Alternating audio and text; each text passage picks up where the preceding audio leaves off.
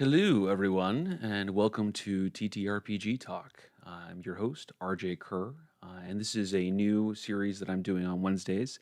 It's a little chattier, it's a little more conversational, where we're just kind of talking about all things TTRPG and storytelling. Um, these are shorter episodes than the ones that I do on Mondays. Mondays being more focused on actually adventure building, and these are more of little coffee break chit chats. So tonight, I thought maybe we could talk about things that we've learned from other TTRPGs, other than the ones you play primarily, that have made you a better game master and a better storyteller. Um, for my part, I've got three of them that I want to share with you. But I hope that if you're watching this, that if you've got some tips that you've learned from TTRPGs that you don't normally play, but have played or DM'd or GM'd, I should say, a couple times, I hope you'll toss them in the chat. We can discuss those too. So, for me, the first one, um, the first time that I strayed away from my primary TTRPG, and that is Dungeons and Dragons. That's what I play most of the time, and I think that's the case for most people.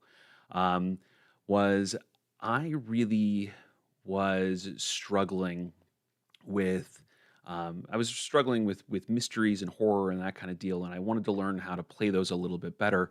And so I started playing Call of Cthulhu for a little while, just to try it out. I got a group of friends together, and I strong armed them into uh, getting together one evening and playing a one shot game of Call of Cthulhu, and doing the whole deal, making characters and the whole shebang. Um, which was a lot of fun and a lot of work. And it definitely gave me some insight into how to run adventures in horror. But the thing that it really taught me that I took back to D&D and DMing the games that I do normally was actually more about the flow of information between the DM and the players. Um, because in Call of Cthulhu, since it is a really mystery based game, it's all about solving mysteries for the most part. It is far less about action adventure that TTRPGs like D&D tend to be about. Um, and so they deal a lot with clues. They deal a lot with secrets, things that are hidden, stuff the players need to find. And that presents an interesting problem. What do you do if your players fail a skill check that they need to pass to get vital information? Well, in Call of Cthulhu, they just don't use skill checks for vital information. They do a really cool, and once you think of it, kind of an obvious solution that I think kind of falls to the wayside in other TTRPGs, where if there's a vital bit of information, like a vital clue that you need to solve the mystery and move on, your players need to solve the mystery and move on. Um, if the players go to the place where that clue is and they look for it, they find it automatically. They just have to look in the right spot, which is so simple. And at first, I thought I was going to be like, these guys are going to just blow through this. They're going to find everything right away, and there's going to be no puzzling it out. There's going to be no mystery to it. They're going to have no sense of discovery. And I was completely wrong when I ran that. My players loved it. And the fact that they could, start getting a few pieces of the puzzle together, a few clues together, and start trying to kind of figure this out, and then go realize they were kind of stuck, and then realize there was some place they haven't looked, and then go and find the piece that they were missing. That was really cool for them. And I realized that while that is primarily about mysteries, it's the same thing for any kind of flow of information in any TTRPG. There are some things that the characters just need to know. And I think that there's a tendency in some TTRPGs, especially things like D&D where we have a lot of skill checks, to put those behind some kind of skill check barrier. I think that becomes the default, and you have to teach yourself sometimes that you don't need to always withhold information. There's some information that can just kind of appear organically and that isn't going to make the game less fun.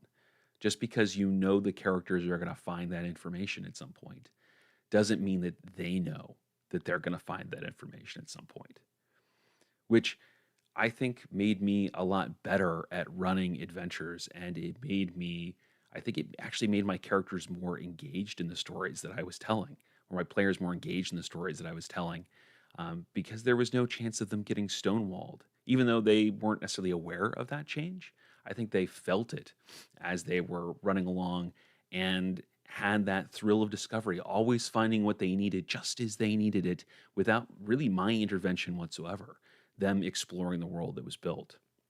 And then a little sort of additional bit to that I learned while running Call of Cthulhu is I noticed that it's not that they don't have skill checks in that game. They have lots of skill checks in that game, but it's bonus information. It's little boons that they put behind skill check walls. And so it's not things that are vital. It's things that if the characters succeed, they get this extra little treat. And I realized that made skill checks kind of thrilling in a certain capacity, in that it wasn't just you get the baseline, you get what you need if you pass the skill check, but you get just something that's just a little bit extra, something that's just a little bit more. And that added some serious excitement around the table. And so that's something that I've brought back to my games of D&D, or at least I try to bring back when I'm running D&D, is that idea that fundamentals are available. The information that the characters need to move on to the adventure are things that they can find pretty much where, whenever they look in the right place for them. Whereas the things that give them a leg up, the things that give them a little boost or a boon, those are things that we do skill checks for. And it has really helped me become a stronger storyteller and help my game run a lot more smoothly when I've started doing that. So that's the first thing that I've learned running other TTRPGs as a primarily D&D DM. Now, the second thing that I've learned is about building dramatic tension and building excitement around the table. And it came from playing Shadow Dark, actually. And so it's a relatively recent thing that I have learned, that I've started bringing over into my games of D&D. And that has a lot to do with tracking time and using timers on things. Because we don't tend to use time and timers a whole lot in D&D. That tends to be a far more um, fluid kind of concept. It tends to be, very quantum, right? Where it is very relative, where it kind of time expands or contracts as we need it to. Um, Whereas in Shadow Dark, there is a timer that is used, and that is for light sources. Where most of Shadow Dark, if you're dungeon crawling, you end up in a lot of places that are lightless. None of the characters have dark vision. That's one of the hallmarks of the game. Um, and so light sources become incredibly important, especially because the world in that grim dark style of gameplay becomes much more dangerous once all the lights go out. And so you use a real world timer for light sources. And so one of the things that I learned while playing that is that when you have one real world hour of light on the torch that you have lit, and that torch could get blown out, or you could drop it, or any number of things could happen to it that would throw you into the dark. Well, that adds a level of urgency to the game. And we spend a lot less time when I've been playing those Shadow Dark. I really just spent a lot less time kind of debating what we're gonna do, and actually a lot more time just taking action, just going, well, we got to do something. We're running out of time. All right, most of us agreed we're doing this. Okay, then we're doing this. And a lot less kind of weighing the pros and cons and creeping forward. And in a way, it actually speeds gameplay up quite a bit, and it builds a sense of tension because at that hour mark, you feel like you've got all the time in the world. And then about the 30-minute mark, you realize you don't. And then as you're creeping down to the wire where you got 5 minutes of light left and you're going to have to manage that as a resource, well, it you get this sort of this natural ratcheting up of urgency as the game moves forward that kind of rises and falls throughout the adventure in a way that is pretty kind of thrilling. Um, and so, one of the things that I've done to kind of pull that over into DMing D&D is not necessarily adding physical timers, but I've started keeping track of time in a more concrete fashion. Well, less concrete than a timer, more concrete than I normally would, right? Where previously things just kind of took as long as I kind of expected that they would take. But now, when I run adventures, I keep a series of hash marks for 10-minute intervals of in game time, right?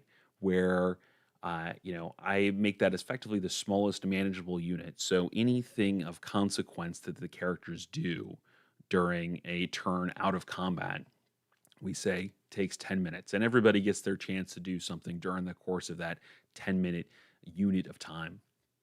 And I use that to track things like light sources and spells and other duration effects, meaning that this stuff doesn't just kind of drag on. You don't just light a torch and you're good with light for forever. You don't just cast a light spell once and everybody's illuminated. These things last for a specific amount of time.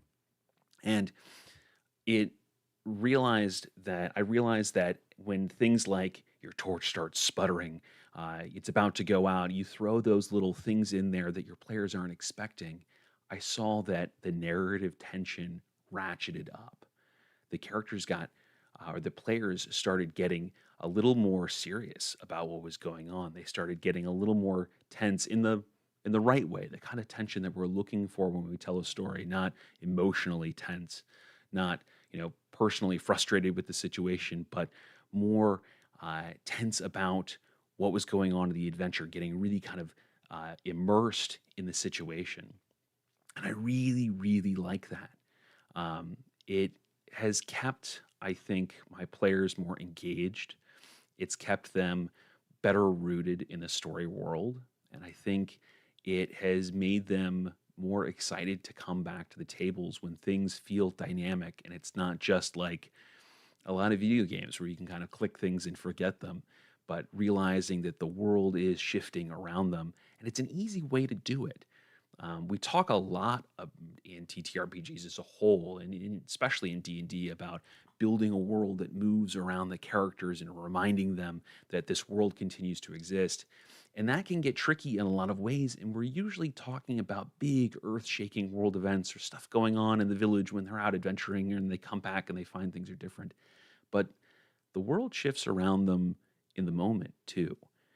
And using just a little bit of time tracking is one way to make that feel very real and very tangible for your players.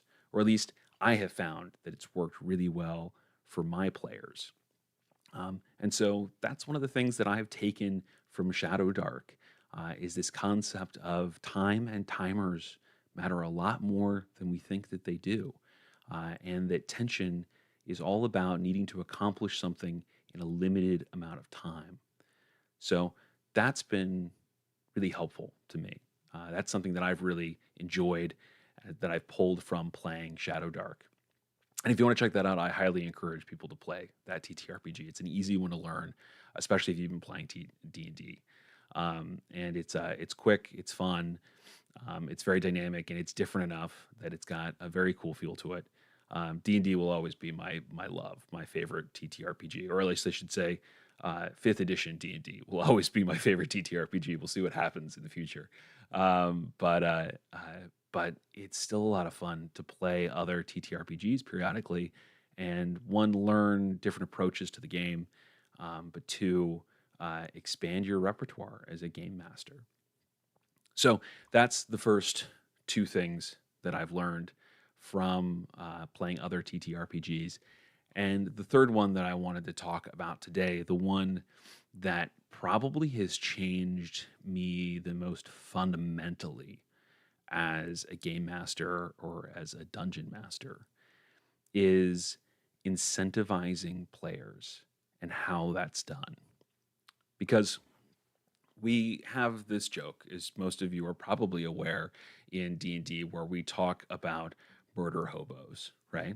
Where you have players that have realized that their characters advance and gain experience by running around and killing stuff, right? And so they fight and slay everybody and everything that they come across, and they Scrooge McDuck gobble up that experience point, those experience points, like they might in a video game, and that is a very different kind of story, and it feels unreal in a lot of ways, and I think it makes a lot of DMs unsatisfied with the game. But characters, advance with XP. XP is earned by slaying monsters or slaying or fights or combat in general in D&D. And so players are incentivized to go seek out fights and solve everything with battle unless they're trained that they're going to get XP in in other ways. And so that was something that early on in my DMing career I really struggled with because I didn't like the murder hobo style of play. I thought that it really kind of took away from the adventure and the story itself, and that players were actually missing a lot when they were just incentivized to just fight, fight, fight. And so I started looking for other ways to do that. And now in the regular D&D sort of rule set, they talk about milestone advancement. And that was the first time where I really started giving a thought to incentivizing my players, and what I was choosing to offer them to encourage their behavior in one direction or another. And so I swapped to milestone uh, advancement a long time ago, and I never looked back. Um, because I was trying to incentivize players to progress in a story, to achieve objectives, to make goals, and to set those goals and achieve them, to overcome obstacles presented to them. And it works a lot. My players now in my campaigns, um, they are really focused on their story objectives and less about actually getting into a fight with everything. In fact, if they can avoid a fight in a lot of cases, they will, because they know that's not how they advance. How they advance is by achieving their objectives. But when I started playing other TTRPGs, I realized that there's also other ways to incentivize your players because there's other approaches to advancement, to character advancement, and quote unquote leveling up that we don't see in D&D that incentivize players to do different things. Now, the first one and the most obvious one that I'll talk about is how XP works in Shadowdark. So Shadowdark is a great example of using the traditional XP model system where characters need experience points to level up, but it's non-traditional in how you get experience points. In Shadowdark, you don't get experience points from fighting monsters. You get experience points from collecting treasure. And so now characters are incentivized to gather wealth as opposed to fighting monsters, getting into battles, stabbing the shopkeeper and seeing what XP they get for slaying all the commoners in a village and that kind of deal. Um, they instead are given XP by going on adventures and getting gold and magical items and that sort of deal. And so now they're incentivized to go look for wealth. And I don't know if that's better. I'm not going to make a value judgment by saying that's better than the typical combat system. But I will say that it creates a different style of play because it motivates players to look for something else. Now it makes a very a very treasure focused, a very materialistic adventure style, which lends itself really well to the grim dark setting that Shadow Dark takes place in, which I think is part of the reason why they do it. It makes a lot of sense for that kind of campaign world. And I really like it. I thought at first when I was playing it that it was going to end up in a situation where everybody was just kind of, um, trying to get treasure for themselves and trying to, get as much as they could of, make their chunk bigger than everybody else's. Because I didn't think about the fact that everybody gets the XP whenever anybody finds treasure. But since everybody gets XP, you get XP as a group um, when treasure is found, as opposed to just the person who gets that treasure gets the XP. Um, it works really, really well and incentivizes players to play that kind of grimdark style, that materialistic worldview, and amass wealth, and then spend that wealth on various things within the game. So that's another way that you can incentivize your players. And the last one that I want to talk about is part of the incentivizing players. A different way to do that is one that really kind of crept up on me. It's not one that I expected to run into. But when I did and I got thinking about it, I thought what kind of genius it is if you're trying to play a very specific kind of game. And that comes back to Call of Cthulhu. So in Call of Cthulhu, characters don't level up per se, they don't have a level system. Instead, when you are successful using a particular skill, you give it a little check mark and or a little tick mark, and then at the end of the adventure you have the opportunity to potentially advance in that specific skill, in the skills that you were successful using throughout the adventure. And so you end up in a situation where your players are incentivized to use as many different skills as possible while they're playing, because now they have all these opportunities to advance and get better in all of these different skill areas. And so they're actually encouraged to come up with more unique solutions to the various problems, um, so that their character can get better in that particular skill. And I think that's just a really cool way to do that, especially if you want a story that focuses on people using really ingenious solutions. You want to run an adventure where, the characters are coming up with all kinds of different ways to solve different problems as they move through your story, as opposed to finding the thing that they're good at and just doing that again and again and again. Then using that sort of system where they get their quote unquote experience by coming up with creative solutions, using different skill sets, that kind of thing, would be a really cool way to incentivize players. Now, I haven't tried that personally in my D&D games. I haven't quite gotten over to experiment with that. I would like to at some point, although I think that would require perhaps a little more time and energy to kind of dial in correctly, and kind of blend it with how advancement actually works in D&D. But I really, really like it, especially if you were going to run a low combat, mystery or puzzle based kind of adventure, or even a horror kind of adventure. Obviously, Call of Cthulhu deals a lot with horror, and so it'd be easy to kind of take some of that over to D&D. But um, taking that concept of you get experience or the potential, the opportunity to advance based off of how unique your problem solving is, I think is just a really cool idea, and one that, that you could apply to your games if that's how you want to incentivize players.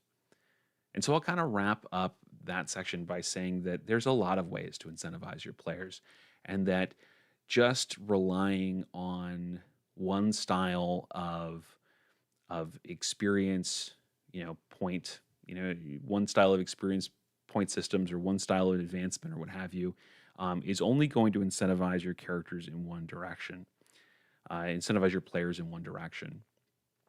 And so it's worth what I've learned from running other TTRPGs is that it is worth sitting down at the beginning of your campaigns and your adventures and thinking about what it is that you want your players to do.